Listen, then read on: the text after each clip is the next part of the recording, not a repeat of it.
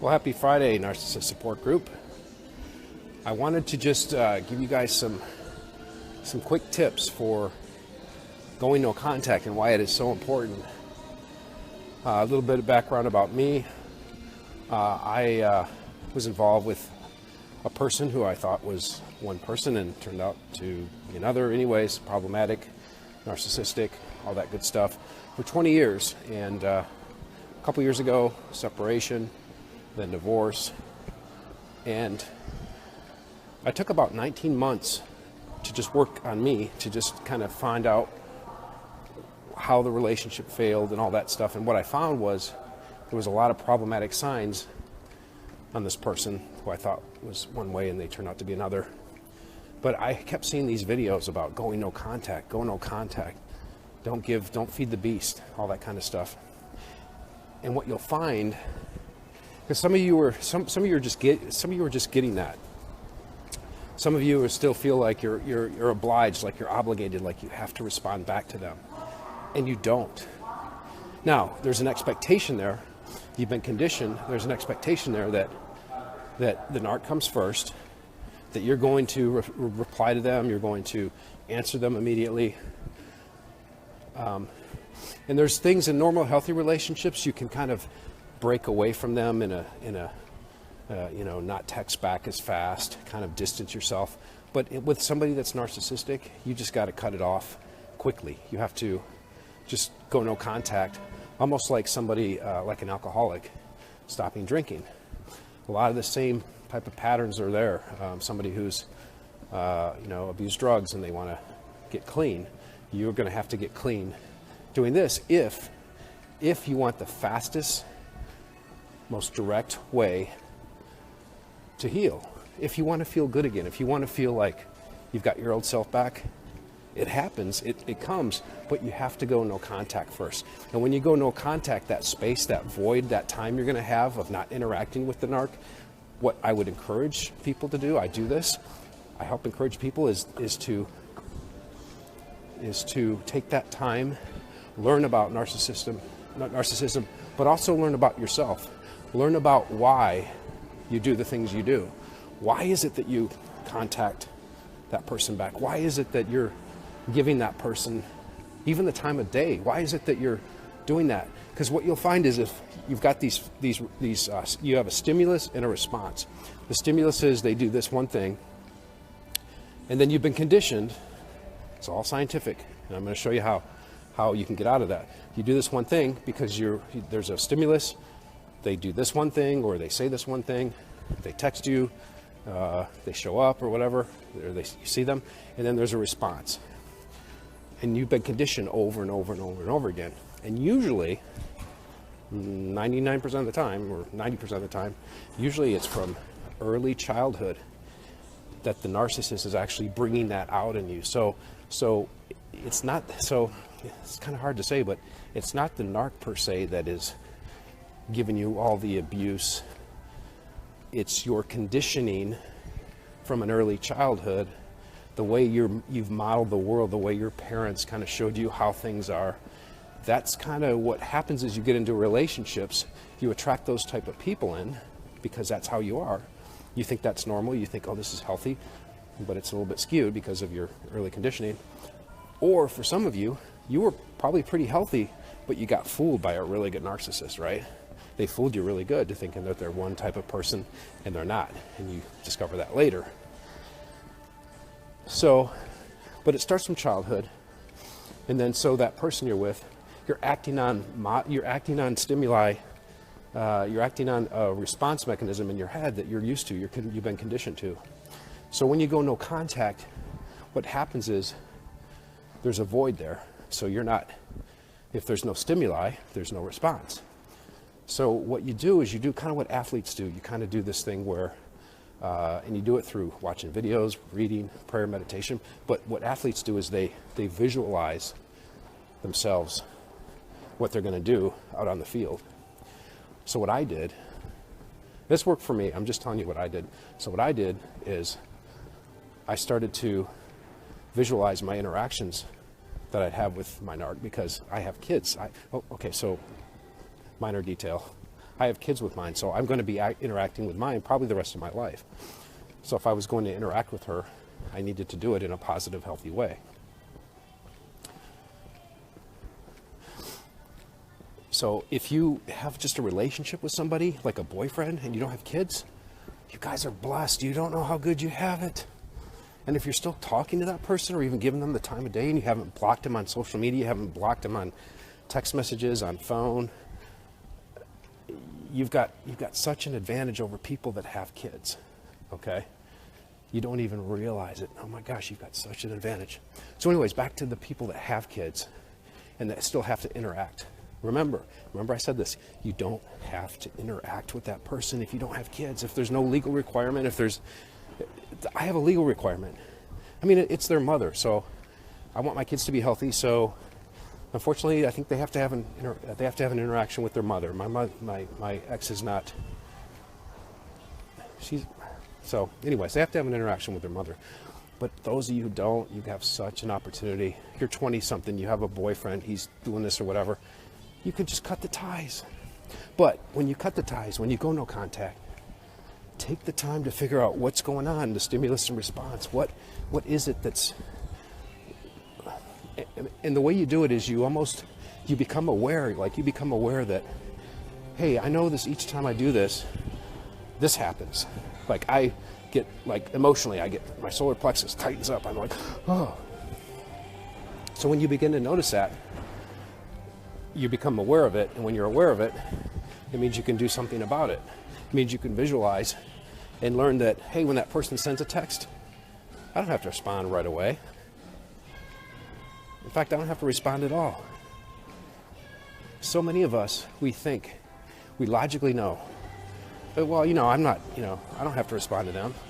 But we logically know that, but emotionally, there's something in us where we get that stress mechanism, fight, freeze, flight, I forget well, but we get that response and we feel like we have to do it, right? So I wanted to throw that out there to you. Let me see what your texts say here. Yeah, the ones with no kids, they're very lucky. You're very lucky. Just like, hey, Robin. Rob was saying there's Brad. Sarah's on here. Can't see all your names. Yeah, and if the kids are adults, look, I just had a thing with my son. My son's 15. He just had a breakup with a girl. She broke it off with him. They had a 6-month relationship. It was his first love, his first kiss, all that kind of stuff. Not all that kind of stuff, but you know what I'm saying. So because of what I went through the last couple years, I was able to help him. I was able to tell him what's healthy. I recognize now what's healthy and what's not healthy.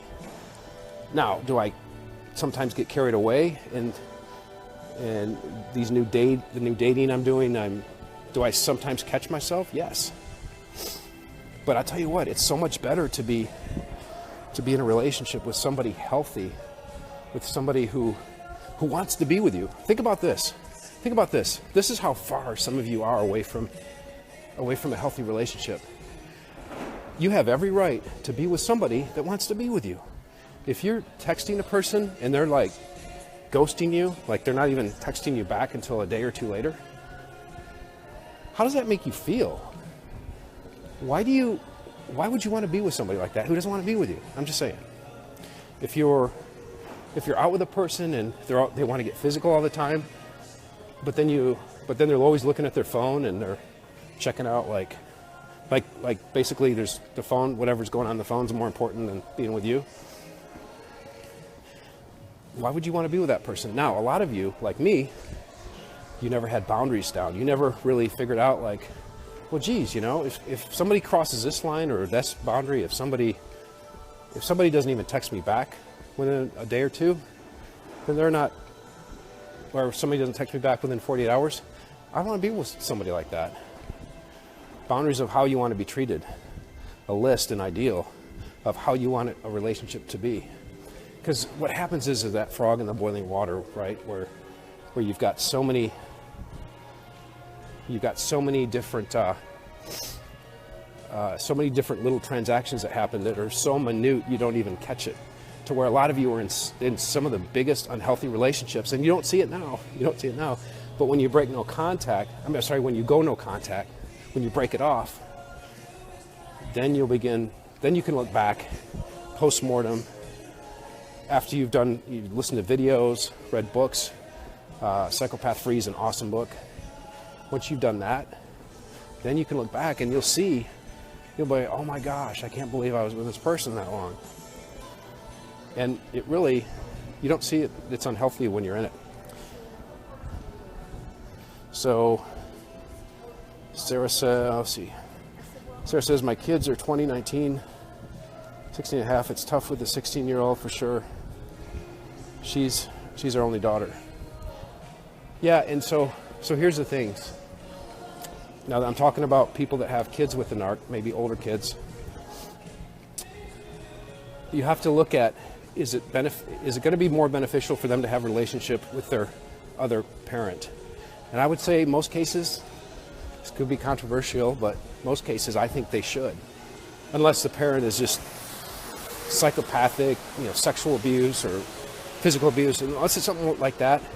In most cases, I think what I've seen is that it is still beneficial for them to have some type of relationship with that other parent. Now, what I would tell you is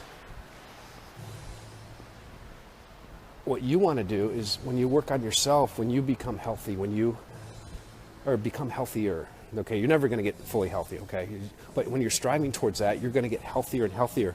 And so, wow, it looks like I got a mohawk. I don't, but anyways, when you get healthier and healthier, your kids are going to see the difference in the two of you, and they're going to naturally gravitate towards the one that gives them love and attention. Your kids will see the difference, I'm telling you. My daughter doesn't watch TV. We don't watch TV together. When I see my kids, we do things and they come out to my place to chill or whatever. But my daughter she does this a lot. She'll want me to watch a video with her. Hey Dad, check out this show I watched, Cake Boss or whatever. And what she does is she will show me. This is really, really key because your kids will give you clues. So what she does though is she shows me these episodes of problematic women in these episodes. She's like, Dad, check this out. Check out this way this lady's acting. And so we'll watch it together. And she's not saying that that's her mom. She's not saying mom's like this because she lives with her mom. She sees me, but mom's a custodian. That's another story. That's kind of how it worked out. But the kids will see the difference. And you don't always get the clues at first, but now I get the clues. Now I get the things where my daughter is showing me in a way that, hey, this is kind of how mom is, and how should I act with that? So, and it's because I read the books. It's because I recognize the differences now, and I can communicate those. So, all right, I've stopped so I can see what your comments are. Boundaries are so important. Set some boundaries.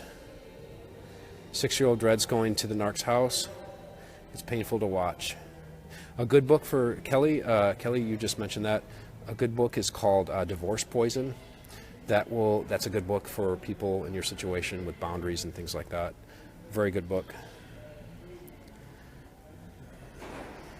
30-year-old abusive stepchild. Sorry, I'm looking at your comments here. I don't know what context that is. So, look, I got asked to, they needed moderators for this group a few months, or 2 months ago. And so I volunteered because I was a moderator in another group. And it really, watching videos, guys, if you're not listening to a YouTube video or watching a YouTube video every day, you're cheating yourself. That time that you spent with the narc, instead of texting them back, watch a YouTube video instead. Dana has a bunch of them. I'm just telling you ones that I watched. I watched a lot of Dana Thrive After Abuse videos. So, cool. Sarah says she's going to look at the book. Yeah, Psychopath Free. And there's a few other ones that are really good. But just start with that book. That's a good basic thing, because what you're going to want to do is you're going to want to see it's not you, it's them. Now, you do have a part in it in as much as you have a propensity or a model in your head where you're used to putting yourself second, okay? Narcissists like to be around people where they're first. I'm number one, I'm me, it's all about me. And so that's what you'll learn in this book, is that, it's really them. They're the ones with all the problems. See, it's projected on you. You're the one, you're told you got all the problems. You're the one. I mean, guys, I couldn't do anything right. At least I told myself that. I'm no good. I can't do anything right. It's because of all the verbal, when they discard you, there's three phases. So there's the love bombing stage, and then there's the devaluation stage, which I think is it's awful. It's like you can't do anything right. You're criticized all the time. Now I look back and I go, why did it last so long? Why didn't I get out? Because I didn't have healthy boundaries, because I was told that she was the only one for me, and anyways. So, and then there's the discard phase. And the discard phase is really an opportunity phase, because once they discard you, it feels bad. Nobody likes to be the one broken up with. Everyone would rather be the person that says, you know what, let's end it. And the best relationships are the ones where the best breakups are the ones where both people recognize it and they have open communication, and they're able to say, you know what, I just don't think it's working out. Yeah, I don't think so either. Not with a narcissist. They always have to be the ones on top. They always have to be the ones to slam it to you. And they'll usually do it, in a really grandiose way, right? Like on your birthday or at Christmas or something. Really just stick it to you as good as they can. They get lots of supply off that. If you're more intellectual, there's a book by Sam Vaknin. His videos are pretty good, but his are a little bit more advanced. His are more like college level. And when I mean college level, I mean like in terms of, if you just realize that maybe your ex is a narcissist, you don't want to be into that stuff, unless you're intellectual. But Psychopath Free is a well-written book. It's a good book. Basic stuff, good concepts in that. Hey guys, yeah, Daniel says good job. I love your thoughts of saying how lucky you've been if you don't have kids with them. Yeah, you guys, there's what, almost 7 billion people on this planet. I don't know the facts, but there's a lot of people out there, and there's a lot of good people out there. There's a lot of people that want to have healthy relationships, that are healthy. Don't waste your time with these people that are just nothing but problems. And it all deals back. This kind of hit me a couple months ago, actually about 4 months ago, where there's a mindset. There's two different mindsets, and this is like Buddha stuff, right? And this is what helped me. So there's a scarcity mindset. That means like there's only a limited amount of resources. There's only a limited amount of people on this planet. So if I'm with somebody, I got to hold on to that one at all cost, And then there's the abundance mentality, and that says that there's so many people, there's so many opportunities, everything is an opportunity to grow, and there's an abundance of opportunities out there, and that you can focus on the ones that you want. You can choose to stay with this person or hang out with this person. So there's videos about that, abundance versus scarcity. I did affirmations just about every morning on that type of thing. When I wake up, I got it on my mirror. I mean, that kind of stuff, that kind of hokey stuff works, okay? And there's books on that. There's videos on that too. Sarah talks about, yes, every time I met his standard, he would raise it. Can never measure it. Yeah, they have what's called the moving goalpost, because we're more direct, we're more logical. It's like, well, what do we need to work on this relationship? Well, if you did this and that, if you cook for me, well, okay. Then you come home on time? Yeah, okay. It's never gonna be enough. It's never gonna be enough. They say it's just, look, their words are they're filler. Their words are like monopoly money. They don't have any value behind them, okay? You guys haven't figured that out? That's one thing that was like an aha moment to me. Their words are used to mask their emotions. They're emotional creatures. They're like third grade kids. They have to have something now, or they get angry and they pout when they don't get their way. But they have to. But they see. Here's the thing: they've cleverly masked them in emotions. They've masked their emotions in words that sound logical. There's a YouTube video by a guy. Understanding Narcissist is his YouTube channel. Scott Bassett is his name. But if you Google or if you go to YouTube and look in Narcissists use pretend logic, that's an excellent video. Because some of you are just you're doing this. You're banging your head up against the door. It's like just, you know, okay, this is a dress shop. I'm in a mall. They're going to think I'm breaking in. But you're banging your head up against the wall, and you're like, I did this, and now, you know, nothing makes sense with them. It's all emotional based. It's all emotions. It's all emotions. If there's one thought you can get in your head today, no contact. They're all about them. It's their emotions that rule, but they'll cover it with logic. Well, if you just do this and I do that, and then you do it, and then they forgot they even said that. Because there's nothing, it's monopoly money. The words are monopoly money. So, yeah, I could go on and on. I could talk for hours on this stuff, but I am going to mall walk a little bit more. Yeah, the belittling so much. Yeah. Who wants to be around somebody that belittles you? Now, if you've got a lot of time invested in a relationship, in a normal, healthy relationship, there might be something to salvage. Maybe you've gone off course, and you know you can get back on course. Maybe spending time together. Maybe you guys have grown apart, and maybe there's. For those of you who just joined, I'm not talking about narcissistic relationships. I'm talking about healthy relationships. You've grown apart a little bit. Maybe you just. Maybe you just need to spend more time together, or go on date night or something and rekindle that thing, right? But in a narcissistic one, they're never going to change. That's the thing. Okay, that's a lie. They will change. They will change, but they'll change for the worse. They're going to get more abusive. They're going to get 99. Okay, I've done this for a couple of years. I've moderated a lot of groups, big groups. And I've never seen somebody come out and say, hey, they changed and everything's good now. And they might love bomb again. They might hoover again and, say, oh, they're sorry and all this, whatever. But watch the behavior. If the behavior doesn't change, get the frick out of there, man.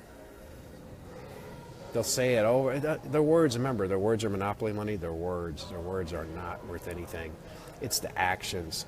That's how you can tell if you're in a healthy relationship, because maybe you're thinking, well, maybe this person isn't narcissistic because, they're calling me again, and now, we're going to go on a date tonight, and, it's been a week and I haven't really heard from him, but, he said he's sorry. He said he's sorry, and, blah, blah, blah, blah. Watch the words. Saying you're sorry doesn't mean anything. It's taking action. If you're sorry about something, you have to let that person know. If you have to have what's called remorse. You have to be truly sorry for what you did. And if that person isn't saying, okay, I'm really sorry I did that, I won't ignore you again for a week, or, it was really bad of me. First of all, if somebody ignores you for a week, that's kind of problematic. You might want to, but if say it's been a couple days, hey, I'm sorry we didn't go out last week. I know I promised you. I will make sure, let's go out this week and let's set a date night for every Friday. And then they follow through on it. Their actions speak louder than words. Actions are that person's true intent. Words, even healthy people, somewhat healthy people, words can change or whatever, but are they consistent? Are they congruent? Do their actions match their feet? Do they walk and talk at the same level? The same message comes across, or are they saying one thing and doing another? Oh, baby, I love you, and they don't spend any time with you.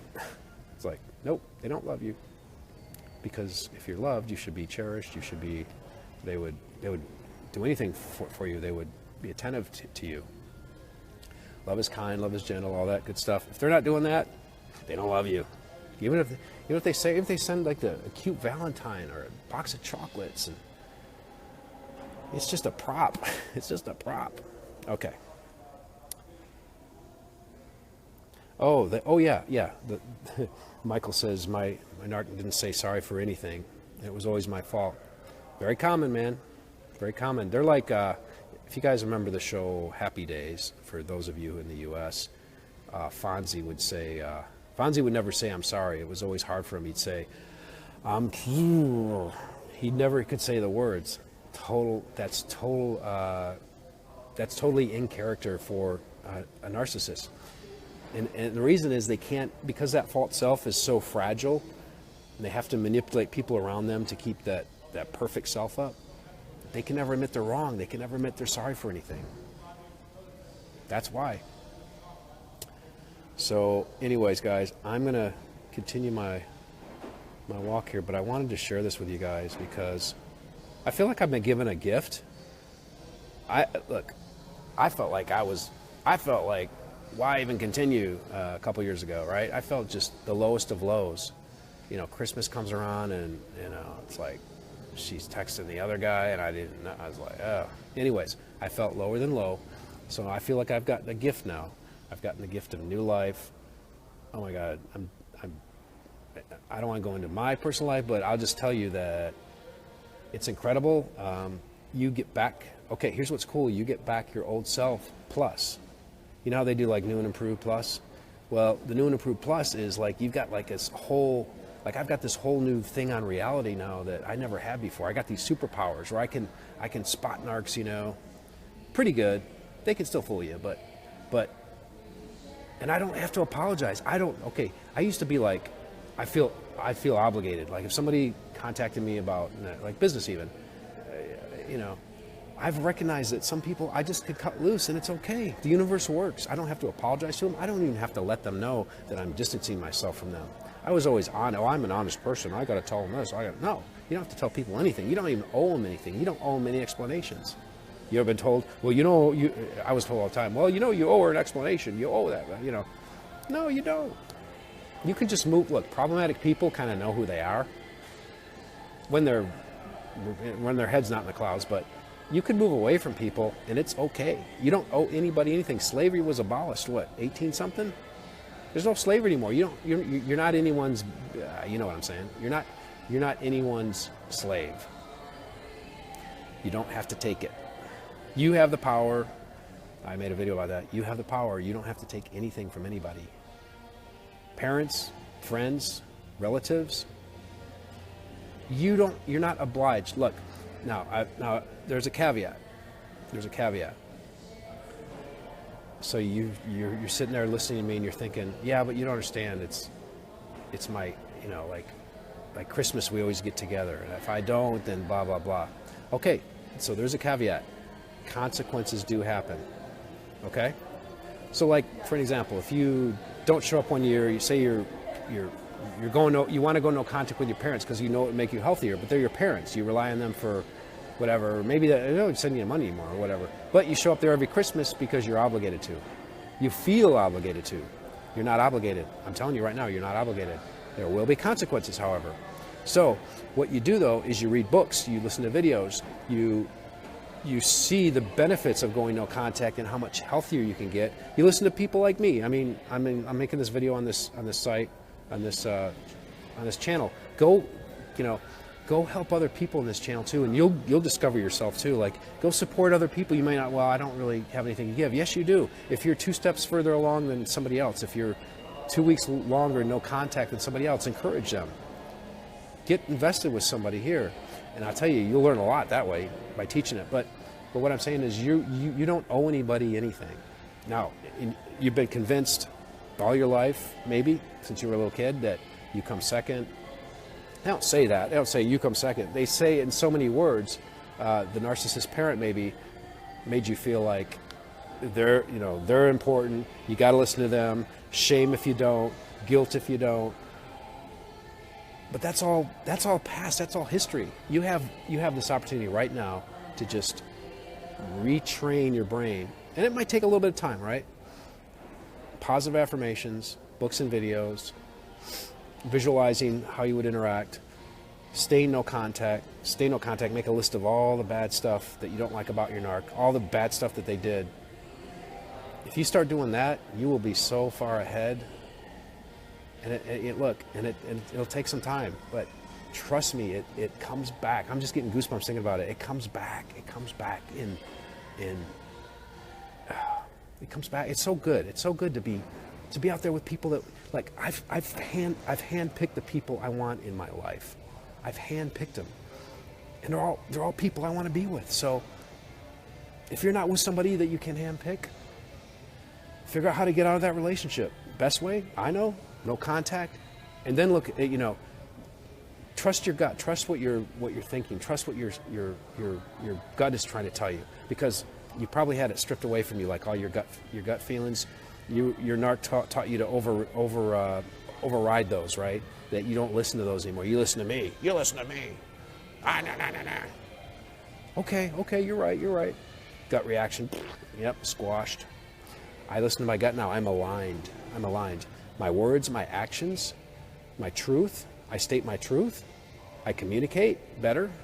Not always perfect, because I still have fears. A lot of you, those fears, right? Ooh, there's all kinds of videos dealing with fear. Fear of what? Well, what are other people going to think? Well, what's my narc going to think? Gives a shit what your narc thinks. It's all about fear. And that's another video. Gosh, okay. I'll check back in here in this group. I love to see people grow and get beyond where they thought they could be. These people suck, and they will suck you dry if you let them. Go no contact. Stay involved in groups. Help other people. That's what I did, and it works. It works. I just wanted to offer you guys some hope, right? Because right now you may be thinking, "Oh, if I don't have this person, I'm not worth anything." You've been convinced that it's not true. It's a lie. They're lying to you. Narcs lie. Narcs lie. Oh, and I love this. I'm going to give you this one thought, and then I'm going to go. So many times in the group, but he said this or that, or she said this and that, and no. And it's like, and I want to leave with this. I'll reply back. Have they ever lied to you before? Well, yeah, but this time, he says da-da-da. Doesn't matter. What are the actions? What are the actions? And if they haven't followed through on something, if they haven't followed through on things in the past, guess what? They're not going to change. Cut and run, baby. No contact. No social media. Don't look at their profile. Don't forget them. Forget them. They're dead to you. They're dead to you. I know, easier said than done, but trust me, it works. All right, guys. Toodaloos. Love you guys.